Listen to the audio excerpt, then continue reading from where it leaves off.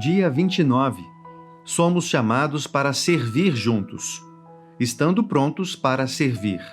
Irmãos, vocês foram chamados para a liberdade, mas não usem a liberdade para dar ocasião à vontade da carne. Ao contrário, sirvam uns aos outros mediante o amor. Gálatas 5:13. Somos salvos para servir uns aos outros. Muitas pessoas fazem uma ideia errada sobre o chamado de Deus. Pensam tratar-se de algo que apenas missionários, pastores e outros líderes da igreja experimentam. Mas a Bíblia diz que todos são chamados para servir a Deus por meio do serviço prestado uns aos outros. Não fomos salvos pelo servir, mas para servir. O versículo de hoje nos dá 3 esclarecimentos sobre como servir a Deus por meio do serviço aos outros. Primeiro, a base para o serviço prestado aos outros é a salvação. Paulo diz: vocês foram chamados para a liberdade. Gálatas 5:13. Não se pode servir a Deus antes de ser liberto por Jesus. É um pré-requisito para o serviço.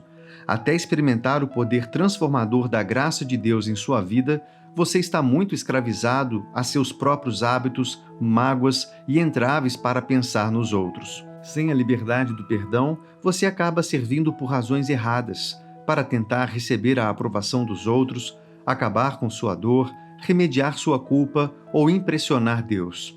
O serviço motivado por essas razões ilegítimas está fadado a deixá-lo exausto e amargurado no final. Segundo, a barreira que impede o serviço aos outros é o nosso egoísmo.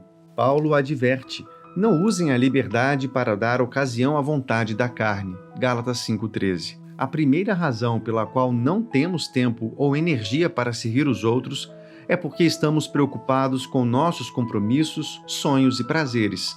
No final dos anos 60, o movimento hippie espalhou-se por São Francisco e depois pelos Estados Unidos.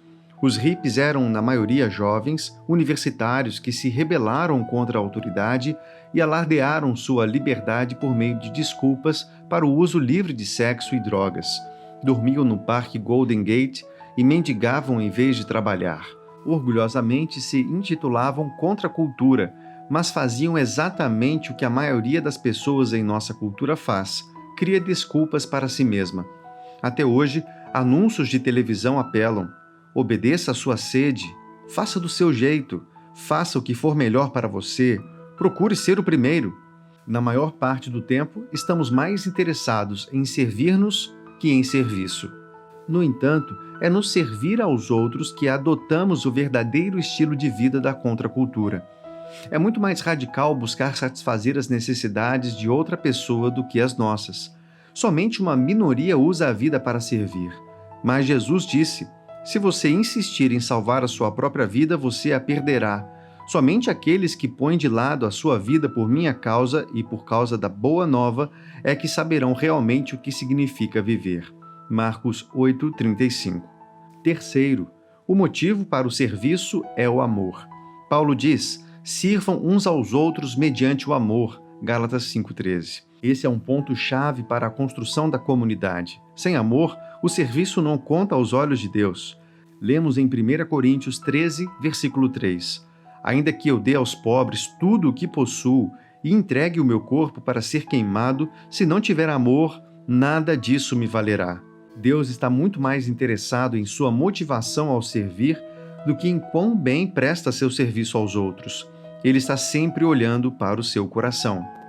Nos próximos dias, examinaremos mais 6 mandamentos uns aos outros, maneiras práticas com as quais seu pequeno grupo poderá servir outros e o restante de sua igreja-família.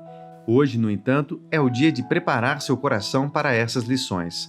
Não veja o servir como uma obrigação ou tarefa. Sirva com disposição e firme vontade, motivado pelo amor e pela gratidão a Jesus por tudo que Ele tem feito por você. Depois, lembre-se de que servir na terra é um treino para a eternidade. Além disso, você fica mais semelhante a Jesus quando serve aos outros.